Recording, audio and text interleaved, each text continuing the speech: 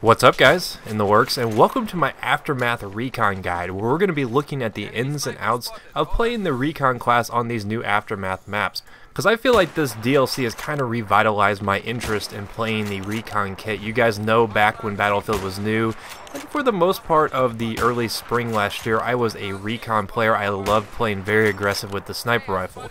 But with Aftermath, I found that I had to adjust my playstyle a little bit. So I'm going to give you guys some of my, my insider info, my ins and outs, kind of my thought process on why I choose certain things when playing the Recon kit. Now, positioning is the most important thing I've learned from these maps. More so than the other, the vanilla maps, the car can maps, I find that in Aftermath, you've really got to be aware of your positioning. In the same respect, positioning can lead to a lot of kills. If you post up in the right areas where there's going to be a lot of traffic, hold down choke points, you can be a really successful sniper. But the one thing you have to look out for when you're positioning is you've got to make sure that you've got your angles covered. You want to pick a spot where you know that you can't get picked off easily.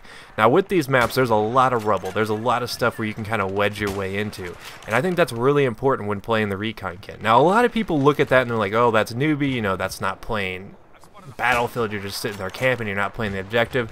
But in a lot of situations, a sniper can be very effective, be it defending an objective, going in after an objective is planted, holding them off from defusing it. There's a lot of things a sniper can do if they do it properly, and I think positioning is one of the things you really have to look out for on these Aftermath maps, because there's a lot of lines of sights where you can get picked off by other snipers, so you have to be aware of that at all times. Now, playing the objective is something that I have to have in my game. If I am not playing the objective, I feel extremely guilty, even when I play Recon. So a lot of situations I like to be on the front line with my sniper rifle. I like to be up on an MCOM as it's getting planted. Now, that doesn't necessarily mean that you have to play really stupid just in order to try to plant an MCOM, cap a flag or something like that. Oftentimes you can be more benefit to your team if you create a perimeter, if you push up, if you keep them from pushing back in towards the MCOM. And I find myself doing that a lot. That's always been my quote strategy when playing with the Recon kit. I tend to play really aggressive, but on these maps I had to hone it back a lot. On the vanilla maps I found myself kind of just rushing in.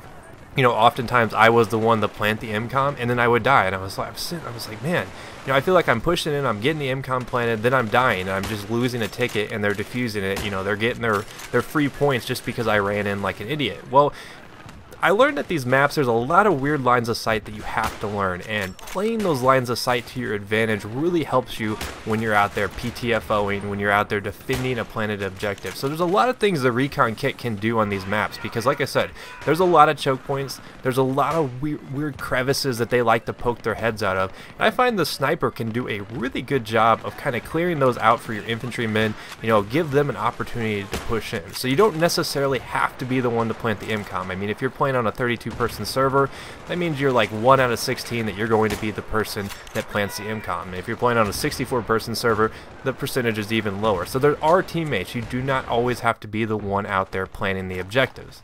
But one of the things I've learned quite quickly about these particular maps is that they play into the strengths of all the sniper rifles. In past maps, it's always been hit or miss on which sniper rifles I feel like work the best. Now, Market here is, in my opinion, probably the weakest out of the Aftermath maps. It's probably my least favorite. That is because it seems to be a little bit more jumbled. It seems to be a little bit more chaotic. It reminds me of a big version of some of the Conquest Domination maps from the Close Quarters DLC.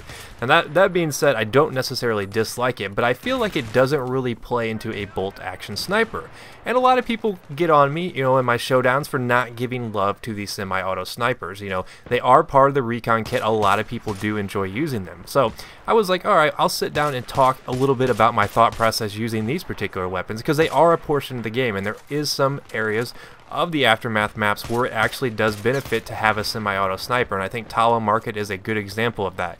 Because there are so many close quarters engagements, oftentimes having a semi-auto will save you from dying, just because with a bolt action, some of these maps, some of these Aftermath maps, they get really clustered. There's some tight engagements, and I find the semi-auto definitely performs much better in those engagements. So really it comes down to personal preference, but if you're a semi-auto guy, do not feel like you have to be committed to using a bolt action because you're fearful of someone calling you a noob or something like that. Now, A lot of you guys want to know, which sniper rifles do I particularly prefer on these maps. Well, my favorite bolt action for these maps is the J&G 90 because you get the odd combination of a really good bullet velocity with a 10-round magazine, and that's direly important, especially when some of these maps get really cluttered. If I'm going with the semi-auto, often I'll use the MK11 mod, or I'll use the M39.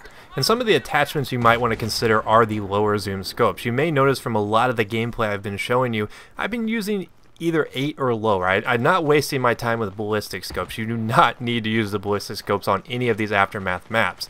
8 times is actually kind of a rarity for me though. I usually tend to stick to the PSO4 or the PSO7, or if I'm going to be using a semi-auto like you see me using here with the M39, oftentimes I'll even go with a holographic. Now, one of the most important things to consider when picking your loadout for these Aftermath maps is a good sidearm that you're comfortable with, that will also be pretty effective in the situations that you find yourself in most often. With these Aftermath maps, I've already pointed out that it can get really clustered really quickly. Even on some of the more wide open ones, like Epicenter here, there's some wide open areas, but there's a lot of portions of the map, even though there are long lines of sight, where you find yourself in corridors, where you find yourself in close combat scenarios, where you need a good sidearm. Now, I would recommend something that you're comfortable with, but I personally recommend something like the G18, G18 Suppressed, or even the Raffica if you're a Raffica guy, Magnum, or the Rex. I tend to stay away from these semi-auto pistols. Now, that's not to say that you cannot have a good time with those pistols. They're definitely effective, especially if you know how to use them well, which I'm sure a lot of you guys do. But I find the G18 deals better with people up close because you have something to fall back on. It's kind of like that little pocket SMG. The same is true for the 93R, the Raffica, but it's really up to you. If you find it to be more comfortable with, your 1911, by all means go with that, but I find the Raffica and the G18 work really, really well on these particular maps. Now in the past, Recon and vehicles did not mix well. You could not really do anything to vehicles. Yes, you had the SOFLAM at your disposal, but that was really more for marking targets. With the addition to the Expo into Battlefield 3 Aftermath DLC, you now have the ability as a Recon player to have something to defend yourself against some of the vehicles. Now, the Expo explosive rounds work a lot better against the lightly armored vehicles in the game, like the Rhino, the Humvees, stuff like that. It doesn't really do that well against tanks because it does take a substantial amount of bolts to actually disable a tank, let alone to go in and destroy it. But what it does give you is the ability to defend yourself, to push those vehicles back. Now, I would suggest don't try to engage tanks directly. Don't always try to be a hero. I think the crossbow is more for a last-ditch effort to kind of defend yourself against those vehicles if you get put in a pinch.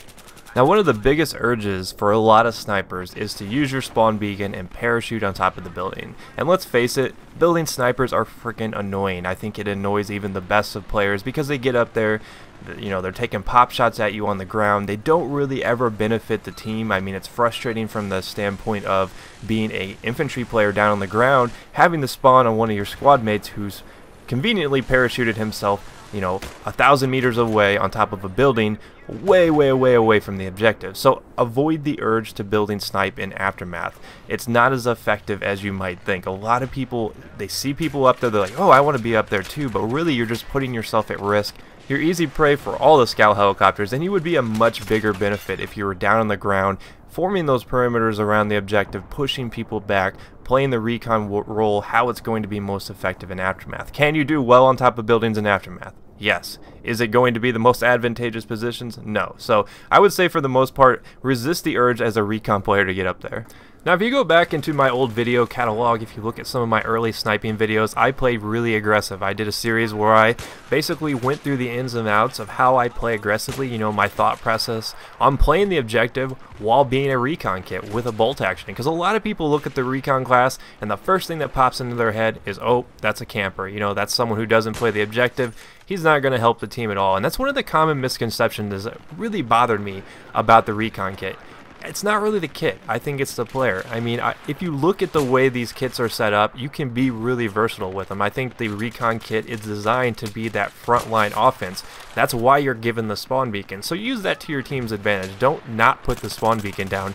I see so many Recon players, they go out there and they don't really ever utilize that one tool that they have with them. I'll have 3 Recon guys in my squad playing Rush, and I don't see any Recon beacons down. I'm like, guys, what's going on here? So you need to be aware of that. And one of the tips I could give you is if you want to play aggressive, play aggressive. It's so much fun. It can be doable. Does it take practice? Yes. Can it be frustrating to have someone who's bad at recon playing really aggressive on your team? Yes. Very, very frustrating. I've gotten mad at people in the past. So when you're playing aggressive, play smart. You know, my strategy going into it is I play aggressive, not stupid. There's a difference between playing really stupid and playing aggressive. I mean, you need to get yourself into the scenarios where you feel like you can be a benefit to your team. Are you going to be a benefit to your team if I was to run forward right now into where they're spawning and with my sniper rifle and try to take them all out? Probably not. But can I be a benefit to the team if I sit back a little bit and kind of hold them back in their spawn, keep them from pushing forward? Absolutely. And that's where I think the sniper really plays the best on these Aftermath maps. And there's so many crevices, so many ledges that you can get up on, so many little areas where you can get in and really embrace the role of the urban sniper, which if you guys have watched my videos in the past, you guys know I love playing the urban sniper. You know, that building to building warfare, that rubble to rubble warfare. It's a lot of fun to play these recon kits. So hopefully this little guide has kind of helped you guys along, giving you my thought process when kind of approaching these maps. They play towards any sort of play style. So if you're a recon player and you have yet to really try out these maps, you're really going to be in for a treat, because I think it really kind of pushes the envelope in terms of being able to be an effective recon player. So let me know what you guys thought of this video. I did spend a lot of time putting this together for you because it was a pretty popular fan request. A lot of you guys wanted me to get back into some sniping, and Aftermath presented a good opportunity. So I will see you guys next time. Peace.